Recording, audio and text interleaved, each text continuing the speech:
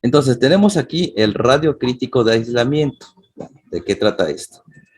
Entonces, el radio crítico de aislamiento. Bueno, siempre es necesario proporcionar aislamiento en las superficies externas de las tuberías y recipientes para reducir la pérdida de calor al ambiente. Recuerda que es bien importante reducir las pérdidas al calor, ¿sale? Por eso de la entropía y todas esas condiciones que contaminan el medio, ¿sale? Por ejemplo, tuberías de vapor, tuberías que transportan refrigerante, en algunas otras. Siempre es importante meterles aislamiento. ¿Sale? Entonces es natural esperar que cuanto mayor sea el espesor del aislamiento, menor será la pérdida de calor. Entonces, el siguiente análisis revela que esto puede ser no siempre el caso, ¿sí? Pues no quiere decir que al mayor espesor hay menos pérdida de calor, va a depender también del aislante que estemos usando, ¿sí? Qué tanto calor puede guardar o qué tanto calor puede liberar. Entonces tenemos, dice, considera una tubería larga que transporta vapor en TI, tiene radios internos como R1 y R2 respectivamente, ¿vale? Entonces, está envuelto en un aislamiento de conductividad térmica K2 a un radio 3, ¿sale? Obviamente va a existir un K1 y también va a existir un K2, ¿sale? Que tenemos aquí. El K1, pues pertenece a la primera zona, que es la tubería, y la K2 está representada por el aislamiento, ¿sale? Y tiene un radio, pues un radio 3, ¿sale? Ahí está. Yo creo que se entiende aquí. Y lo puse de colores con la intención de que se entendiera un poco mejor. Espero que sí, disculpen mis colores tan mariposones, pero no le llegué a otros colores que me interesaran, no me daban con la presentación. Dice entonces, sea H sub 0 el coeficiente de transferencia de calor en el radio 3. H sub 0 es el coeficiente de transferencia de calor en el radio 3. ¿Sale? Y luego tenemos que la superficie exterior está expuesta en el entorno convectivo, es decir, en el ambiente en T sub 0. ¿Sale? Entonces, sea H sub I el coeficiente de transferencia de calor en la superficie interior. Entonces ahí tenemos los coeficientes de transferencia de calor para la zona externa y para la zona interna, ¿sale? Ahí está. Entonces, la tasa de transferencia de calor viene dada por la siguiente expresión. Q es igual a 2 pi L por la temperatura en I menos la temperatura en O, vamos a decirlo así. La temperatura interna y la temperatura externa para que se entienda mejor. Por eso es que tienen I y O, porque están expresadas en sus siglas en inglés. Temperatura interna y temperatura externa, ¿sale? Dividido entre 1 por R1 por el coeficiente en I, que es la parte interna, más el logaritmo natural de R2 entre R1 sobre la conductividad térmica en 1, que es la tubería, más el logaritmo de R3 entre R2 entre la conductividad térmica del aislamiento, ¿sí? Eso más 1 entre R3 por el coeficiente que tenemos aquí de transferencia de calor, ¿sale? Esta va a ser la expresión para la tasa de calor de estas condiciones, ¿sale? Ahí está. Entonces, cuando Q se grafica como una función del radio 3, manteniendo constantes los otros parámetros, pasará por un máximo para un cierto valor de R3. Este valor se denomina radio crítico. Entonces, radio crítico es este que tenemos aquí, ¿vale? Ojo, porque en los problemas de la tarea viene algo que te pide así del radio crítico, ¿sale? Entonces podemos expresar esto también de esta manera. La conductividad térmica va a ser igual, perdón, la transferencia de calor va a ser igual a la temperatura interna menos la temperatura externa entre 2 por pi por L multiplicado por 1 entre R1 por el coeficiente interno más el logaritmo natural de R2 entre R1 sobre la conductividad más el logaritmo natural de R3 entre R2 por la conductividad en el punto 2 más 1 entre R3 por el coeficiente de la parte externa, ¿sale? Ahí está esta ecuación. Entonces tenemos esta ecuación y tenemos esta ecuación que está aquí. Las dos sirven de la misma manera y nos van a dar más o menos el mismo valor, ¿sale? Simplemente son los ajustes que estamos haciendo aquí. Acuérdate de esos ajustes que hacemos. Este lo podemos pasar a la parte de abajo y bueno, hacer muchas cosas más de ajustes en esta ecuación. Entonces tenemos esta expresión y tenemos esta expresión que está aquí, ¿sale? Y bueno, sabemos que R es la sumatoria de todo esto. Ah, caray, se pasó de lanza, ¿no? Esto es R1, R2, R3, y ahí nos vamos, ¿no? Entonces, R es la sumatoria de todo esto. Entonces, si todo esto es R, yo puedo cambiar esta expresión como esto entre R, de esa manera, ¿sale? Entonces, en esta ecuación, Todos los parámetros, excepto el radio exterior del aislamiento, se consideran constantes porque solo R3 depende del espesor del aislamiento, ¿sale? Todos los demás son las variables R, ¿vale? Bien, entonces el valor del radio crítico, es decir, R3, se obtiene diferenciando R. Sí, ya sabes que R es la suma de todas las R's con respecto a R3 e igualándolo a cero, es decir, minimizando el denominador mientras el numerador se mantiene constante, ¿sale? Y entonces tenemos esta expresión, esto es R, o la sumatoria de R's es igual a esta parte, la parte del denominador. ¿Dónde estaba esto? Pues es esto que ustedes están viendo en esta sección, ¿sale? Bien, ahí está. Entonces, decíamos que hay que diferenciar a R con respecto a R3. Entonces, hacemos esa diferenciación y decía que esto teníamos que igualarlo a cero. Entonces, va a ser igual a cero. Entonces, esto es igual a cero y esto es igual a todo esto que está aquí, ¿sale? Ahí está. Ten en cuenta esto que está aquí, ¿sale? Bien, ahora, ya que tengo esta expresión, me podría quedar con que cero es igual a esto que está aquí o con esto que es igual a esto que está aquí, ¿sale? Entonces nos queda la expresión de esta manera. Entonces, simplificando la expresión, quitando estos ceros y simplificando esta parte de acá, pues tenemos solamente esta expresión. Lo que pasó aquí es que simplificamos la expresión. Entonces, sacamos todo lo que tenía que ver con R3. Ahí está. Aquí, si yo quito esta, aquí me queda 1. Si yo quito que aquí me queda 1 y me queda solamente R3. Hacemos una simplificación de ecuaciones y aquí de la misma manera. ¿Sale? Entonces me queda esta expresión, quito los ceros, vamos a quedarnos de esta manera. Esta es la misma, nada más la copié para seguir el hilo, ¿sale? Ahora, esta que está multiplicando pasa para acá dividiendo. Entonces yo divido 0 entre 1, entre 2 por IL o el valor que sea. Si yo divido 0 entre lo que sea, el resultado es 0. Entonces solamente me va a quedar esta parte que está aquí.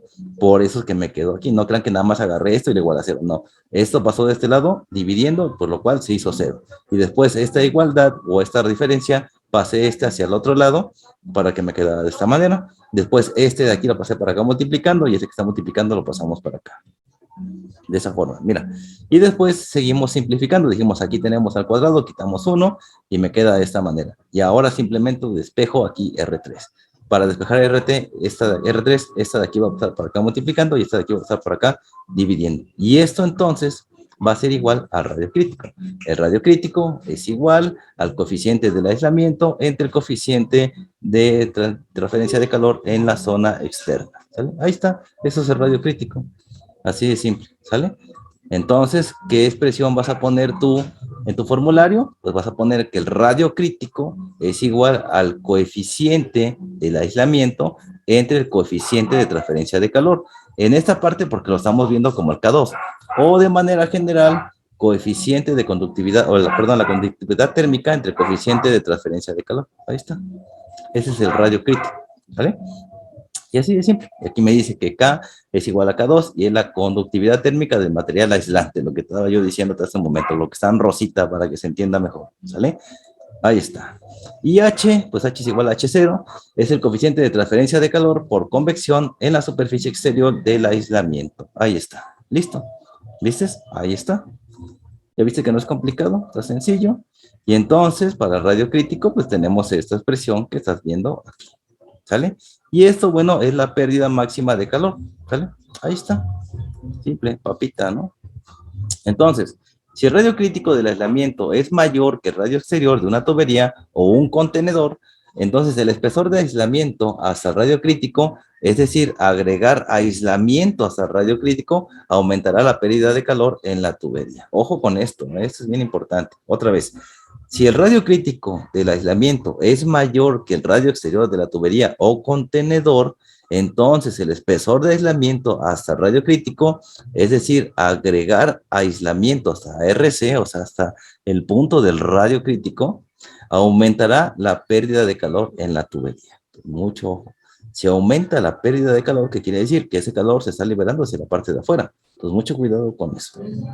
Entonces, la adición de aislamiento a partir de entonces reducirá la pérdida de calor en la tubería, ¿sale? Entonces, entre más aislamiento pongamos y quede pues de mejor forma y bien puesto, pues va a evitar que la temperatura de la tubería pues se enfríe, ¿verdad?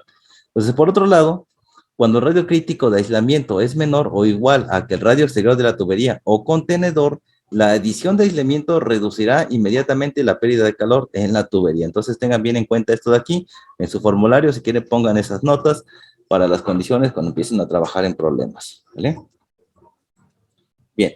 Es decir, si el radio exterior de una tubería o un contenedor es mayor que el radio crítico, entonces cada capa de aislamiento proporcionada, reducirá la pérdida de calor y viceversa hasta el radio crítico, o sea, hasta lo que tú ves aquí como R3, ¿sale? Ahí está. Entonces, la tasa de flujo de calor se rige por lo siguiente. Tenemos la resistencia térmica de aislamiento, que va a ser expresada por esta parte de aquí. Esto es R, para que no te pierdas, ¿sale? Logaritmo natural de R3 entre R2, entre 2 pi L K2, ¿sale? Esto es R, ¿ok? Y la resistencia térmica en la superficie exterior, pues va a ser esta que tenemos aquí.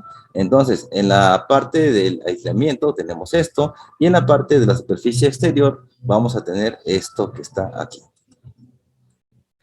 Bueno, entonces la resistencia de aislamiento aumentará con R3 o radio crítico, mientras que la resistencia a la superficie exterior disminuye, ¿sale? El material aislante debe ser poroso o fibroso para que el aire atrapado en él reduzca enormemente su capacidad por convección y radiación, ¿sale? Lo que estamos haciendo es evitar que la tubería pierda calor, ¿sale?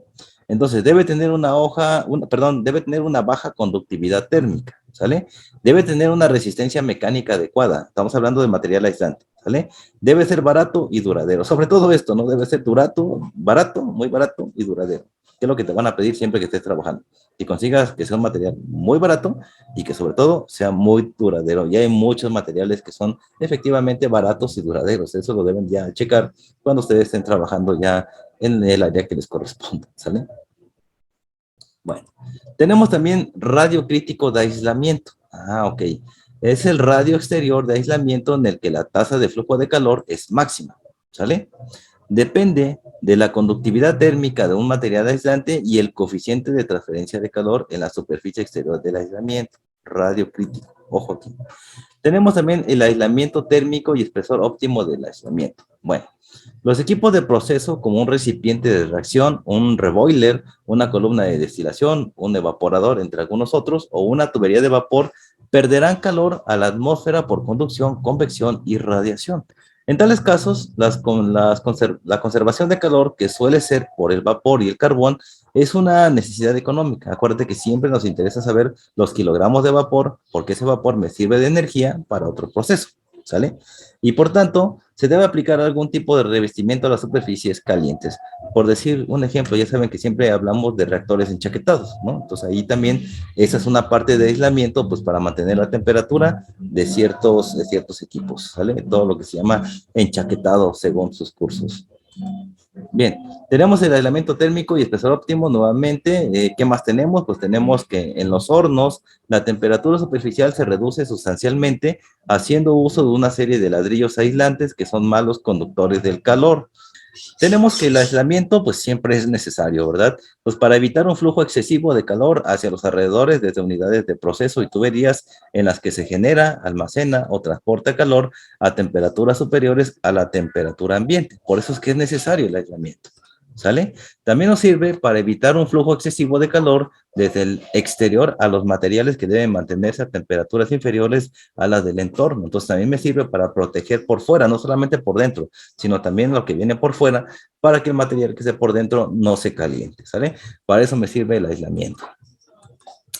Bueno, también me sirve para brindar protección al personal contra daños en la piel a través del contacto con superficies muy calientes y muy frías. Entonces siempre es importante aislarlo porque puede pasar a alguien y a lo mejor le da un shock térmico, podríamos incluso hasta matar a una persona por esas condiciones. Entonces mucho cuidado con eso y por eso es que siempre tienen que estar protegidos todos los materiales, ¿sale?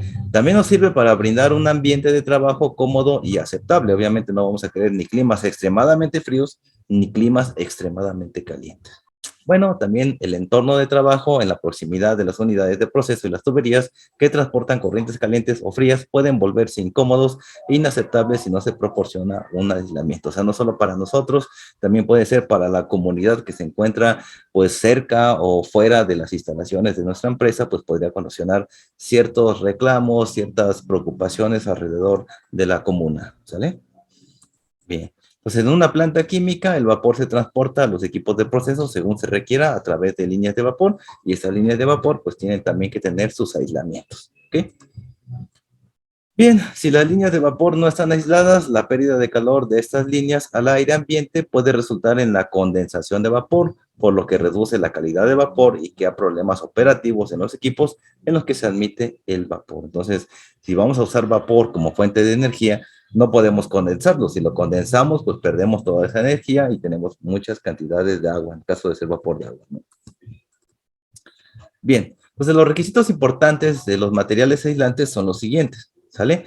Debe de tener una baja conductividad térmica, debe soportar el rango de temperaturas de trabajo, debe de tener una durabilidad suficiente y una resistencia mecánica adecuada, ¿sale? Y esto incluye la resistencia a la humedad y al entorno químico, ¿vale?